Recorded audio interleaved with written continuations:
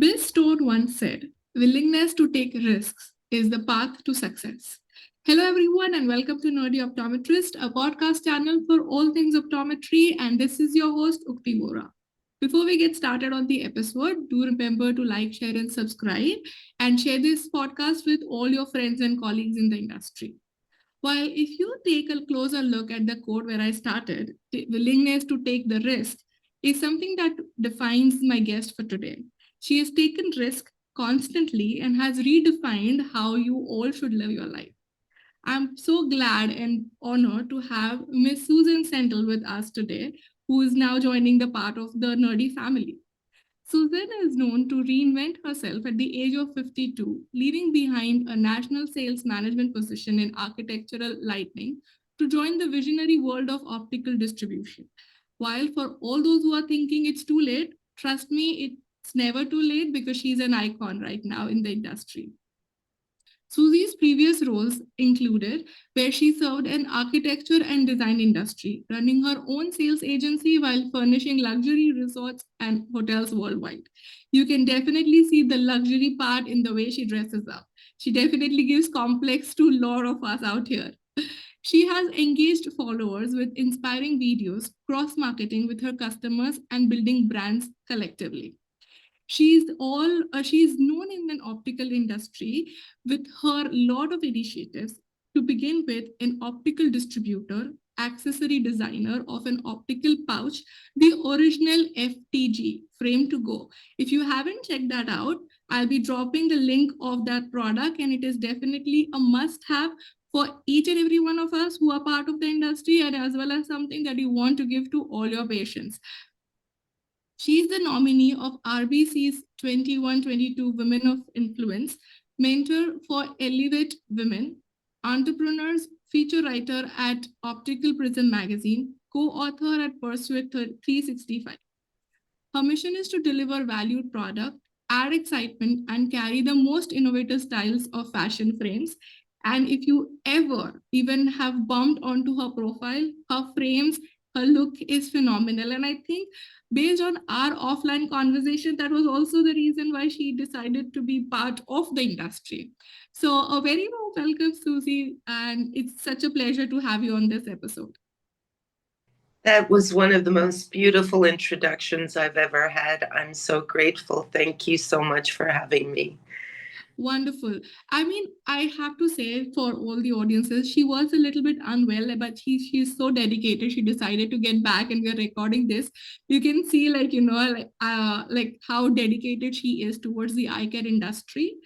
Though I have briefly mentioned about being into architecture and designing, now into optical, I want to know a little more about how that transition actually happened. Tell us a little more about the story there. Thank you for asking. It's such a great story, and I believe reinvention is a big part of our lives, and many of us go through many opportunities in our life to take chances. And while I was away on vacation, my Ray-Bans broke.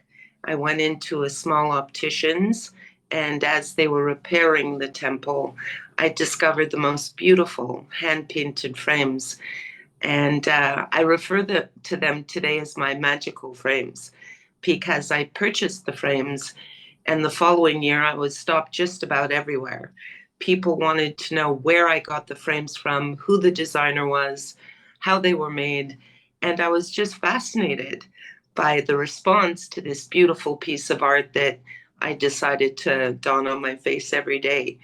A year later, in coming back from a trade show at the Javits Center in New York, the BDNY, the Boutique Design Fair, I was traveling with one of our customers, and as we were flying home, I took off the frames and I looked at her and I said, Tanya, I should really be selling these. I've taken them off at least 100 times this past weekend. And her response was, Suzanne, I would buy those frames. And at that moment, I just had this epiphany. So the following morning, when I was doing my follow-up correspondences, I wrote this company. It was a completely blind email. And within 2 hours, we were on Skype because 9 years ago, there was no Zoom. And 10 minutes into the call, I don't know what came over me. I was so inspired by the president's philosophy and the conversation and how they were building their brands across the globe that I suggested that I would pay for my ticket to fly to Israel, which is where they were based, and that I would, anticipate him covering the expense while I was there. So we would go in partners to see if there was synergy. And if in fact we both felt that there was a future, and if there was, I would certainly consider being an optical distributor for their line. To which he responded, "When can you be here?" So 2 weeks later, I boarded a flight. I didn't know who I was meeting, where I was going. All I knew was that I was wearing my magical glasses, and I couldn't wait to explore the next chapter of this possibility. And that's where it started. I am so happy that you bumped into that magical glasses and you bought them, and that this entire incident happened with you, because of which you have shown the industry a complete new picture of how eyewear is sometimes underrated, where people just focus on something to correct glass, something to correct your vision, and it is actually an accessory if worn well can add on to your personality, add on to your confidence, and it is so much more, which many of us, even being in the eye care industry, sometimes underestimate. And if we are not able to translate or carry that thing ourselves, it might also become difficult to pass it on to our patients. So I know many of us are like would want to try but are hesitant, but your journey of how you changed industry just based on your belief is truly inspirational, and I'm hoping people who are looking into trying to experiment something in whichever space they want to would want to pick up and feel like let's do it today. That's wonderful. Well, I'm so pleased that you're inspired because, you're younger than I am and you are the future. And people that are coming up in the optical industry, I feel really view this not only as a profession, but as a passion. And that to me makes all the difference in our day-to-day work. When you're passionate about what you do, and if you believe, you will achieve. I'm a believer. Absolutely. There is this one thing which I've been talking in my previous episodes, which I also want to kind of bring it up here. Though in the introduction, as I said, right, you came from a complete different industry and you are like excelling in a complete new industry with all your experience. Something that I like to highlight here is transitional skills. Sometimes we are just stuck with the fact, say, if I'm in academia or if I'm seeing patients, I might not be able to do something of my own or change something different that I'm doing from my regular work, right? You might have a little hesitation. But what you have shown that you're a niche of, seeing art, seeing beauty, you had this eye for picking what how can you make something look luxury, how can you can make something look beautiful. You use that talent and add it in a different industry altogether. So you need not know everything, you should just be passionate about something, and your transitional skills will help you excel in whichever direction you go. Yukti, you nailed it on the head. If you're willing to take chances, if you're willing to have an open and broad mind, and if you're a creative at heart, you are curious in taking this journey, wherever it might lead you, and never have a regret, because there is just so much color and texture and knowledge in our industry. And so many people really have no clue because they don't know the optical industry the way we do. Right. But as each year, begins, there's so many new designers, so many new techniques, manufacturers. There's so much newness in our industry and innovation in healthcare and eye care. It's just a marvel. I will be a student of this industry for a lifetime. I have Well, no doubt. absolutely. I have said this even multiple times. If you, for whatever reason, anytime you bump into the eye care industry, you're not going back. This is what we do to people from every part of life. If you enter our eye care industry, there is no way out. So you're definitely here for the rest of your life. Well, Well, it's funny because I've heard an expression, multiple times now, and I find myself quoting it that many who join the optical industry never leave. And now I really know why, and there you go. absolutely. So I also want to kind of be starting or being part of this industry, right? Like say just focusing on the eyewear and being a designer, working with a designer, being an optical distributor would still be a set path because there are people around you can learn. But starting your own company is a complete different initiative altogether. So you didn't try to do some one thing, but you try to do multiple things here. So tell me a little more about what was your motivation to start your own company and how was that journey like? Well, I had two employers in the last 10 years prior to joining the optical industry. And I must say, the experience of working for others after raising children and taking that block of time off, re entering the industry and being an employee and being a part of a culture and a community and an industry was wonderful. But when I fell in love with these glasses, I fell hard. And when it comes to true love, there's very little that can dissuade that. I just followed my path. And as I started with this one collection, we were approached by other collections. And I had a very unique mindset as to how I wanted to build our collections. And I started styling some really cool people, and we had a tremendous amount of support from our cohorts in the industry. So when I would do trade shows, I was just as keen on styling the exhibitors as I was the attendees because I wanted everyone to feel beautiful in our frames. It was really a life-changing experience to put on these glasses for myself, and I wanted to share that with others. So, also tell us a little more about your initiative about like frames to go because that is a very innovative product. When I first saw it, I'm like, this is so cool, so simple, and I don't know why we didn't think about it. Sure, I have a couple with me. So, in traveling across Canada, in traveling, wearing a lot of different pairs of glasses because I have many, I'd love to actually show you some of my new frames. I have a new frame in the other room. But these frames are just amazing. Um, so what would happen would be, in wanting to sport all these fabulous sunnies and frames and specs, I would misplace them or not be able to find them when I needed them. Or occasionally they would fall out of my hands and the lenses would get scratched. And of course, then there was the bulkiness of all these cases. Mm. So I got very frustrated, and I remember very clearly waking up one summer night, the middle of the night, and I had this vision. And I keep a notepad and pen on my night table, which I recommend for everyone because you never know what your brain could be doing while you're asleep. And I drew it, and I went back to bed.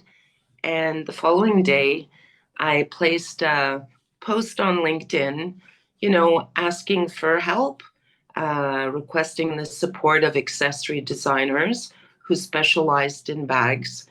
And I connected with an amazing Parisian who was in Montreal at the time doing some subcontracting work for Roots and Rudsack. And I liked her at hello. She was so in style, and she just carried herself beautifully, and I could tell by her confidence that there was a lot of talent there. So I showed her my sketch, and we worked on it and developed it together. And 6 months later, we received our first set of samples, and It's been an amazing accessory. It's just we're selling it all over the world. We're custom branding it for corporate, for independent shops. We're selling it on a retail level. We're also approaching the hospitality industry, and we're getting a remarkable response. And we're expanding the product line. Originally, we started with 6 different samples, 3 in a vegan leather, 3 in a nylon, and 3 different colorways. And now we have our large one, which safely stores and protects up to 7 frames. Our original was up to 4. And we've just recently designed our FB, which stands for Frame Buddy, and it's for those who travel light, for 1 to 2 frames. And there's a little carabiner so that children can attach it to their knapsacks or school bags. And Nice.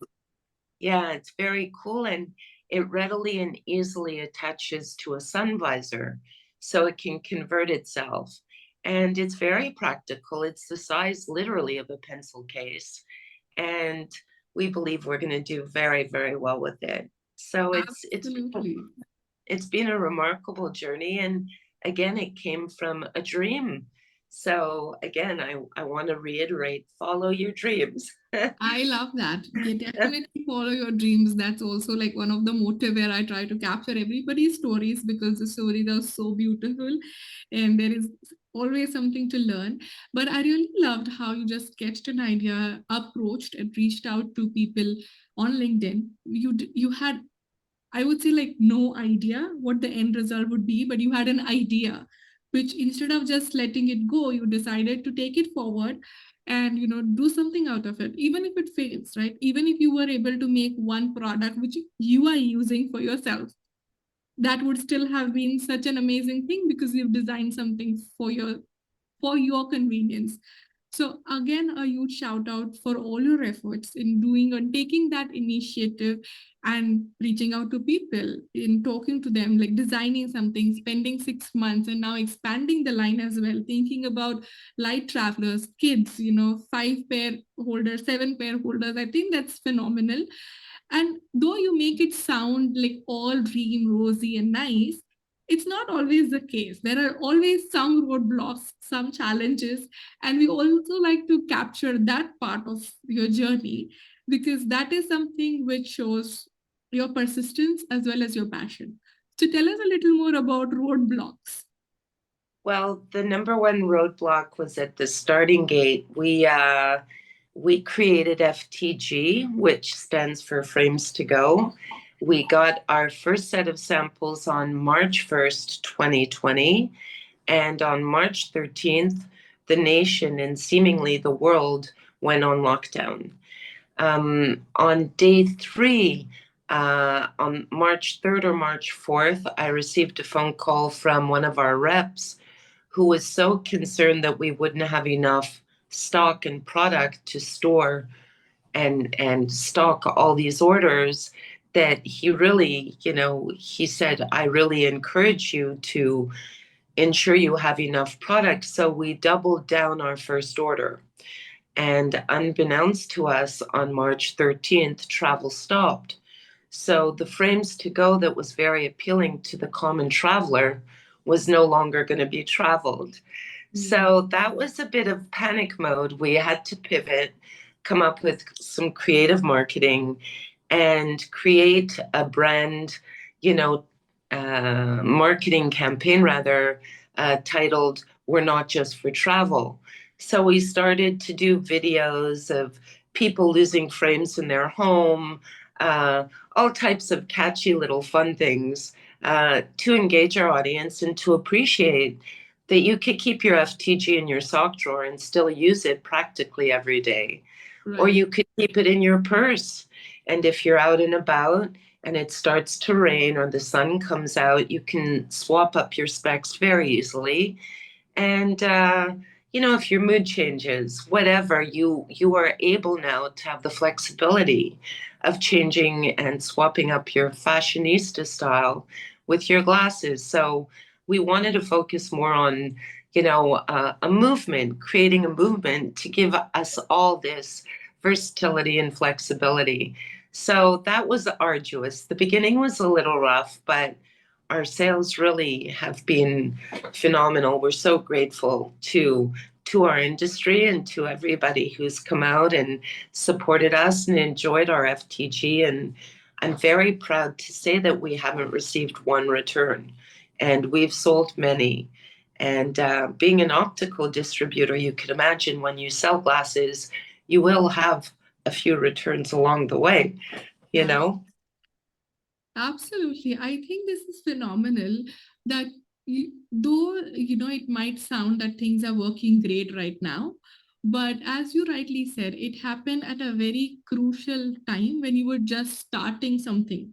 So even though now you're happy with the product, you have your MVP, you're like, yes, now it's my moment, and you double down your order just because you want to make sure you're well stocked, and then the country shuts down.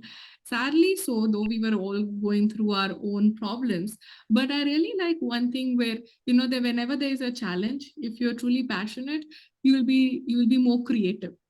And I think that also gave you an option to think beyond like just a travel pouch versus being highlighting other use cases, because of which I would say you would have thought of expanding this line as well. So I'm saying in all, I'm so glad that you did not stop because of the panic situation, but you kept going, you were creative. I think that's what who you are. You're defined by creativity. So I'm so happy that that though there were a few challenges, you were able to overcome and give us this fabulous product. For Thank you everyone, so much. I'll be dropping the link of the product for everyone to kind of have a look at it. It's definitely a must have for yourself as well as something for your office, for your gifting, for holidays, like something that you should all think about, because as she said, it has a lot of options, it can be customized, and it is available globally. So definitely do check it out and see if it's something that is of your interest. You can reach out to me or Susie, and like she's a fantastic person. You can just message her on LinkedIn and she'll be more than happy to help you with it. So going back to all the questions, you shared some amazing stuff, but now we're going to step away from all the questioning and I'll want to go into a fun game segment, which is this or that. A very simple game where I'll be giving you two options. Pick the one that you prefer. Are you ready for the game segment? Oh, absolutely. Wonderful. Are you a dog person or a cat person? A dog person. Lovely. What do you prefer, a call or a text? A call. Glasses or contact lenses? Oh, hands down glasses. As many as I can wear. Wonderful. Online shopping or shopping in a store? Shopping in a store when I have Love. time. Yeah, absolutely. Are you a cake person or an ice cream person? Both. Both. All right. Oceans or mountains? Oceans. Wonderful.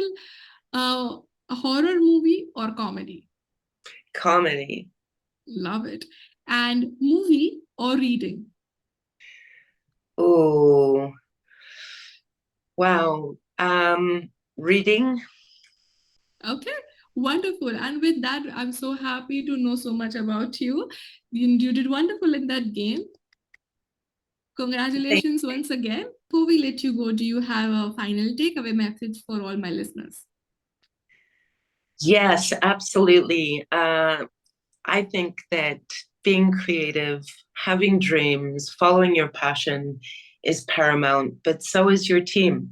Surround yourself by really positive people who share your vision, grow a vision together, support each other, and be kind and a good listener. That's really important and key. And always wear cool glasses. It Oh my tells God, I love it that. it tells the world who you are, who we are, as a culture, as a community, and as an industry. Thank you. Love it. Love it, love it, love it. Love always wear cool glasses because, and being nerdy is the new cool thing.